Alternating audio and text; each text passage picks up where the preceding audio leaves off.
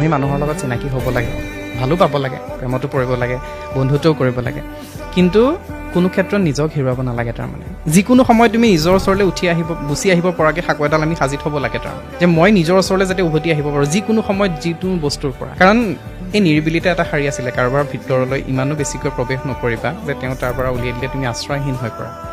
গতিকে এনেকুৱাকৈ কাৰোবাক পৃথিৱী বনাব নালাগে যে তেওঁ আঁতৰিবলৈ তোমাৰ কাৰণে পৃথিৱীখন নোহোৱা হৈ যায়।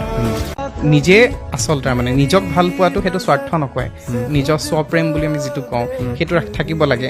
আৰু যিকোনো সম্পৰ্কত মই ভাবোঁ প্ৰত্যাশা বস্তুটো খুব বেয়া। এক্সপেক্টেশ্যন, আশা থাকিব লাগে, হোপ, আশাটো ভাল, কিন্তু প্ৰত্যাশা বস্তুটো বেয়া। মই আজি কাৰোবাক ভাল পাইছোঁ বা মই আজি কাৰোবাক কিবা এটা দিছোঁ, এইটো ভিতৰত ভাবি থাকিব নালাগে যে তেওঁ মোক দিব, বা কিবা এটা মোৰ হৈছে যে মইতো তেওঁ আগতে দি থৈছিলোঁ তেওঁ দিব চাগে মোক। সেইটো নহয়। তাৰমানে তুমি যদি দিছা বাছ, যদি নাথাকে তেতিয়াহ'লে মই ভাবোঁ সম্পৰ্কবিলাক ভাল হৈ থাকে। তাৰমানে কিন্তু যেতিয়া সেই বস্তুটো আহিব যে দিয়া লোৱা বিনিময় বস্তুটো যদি আমি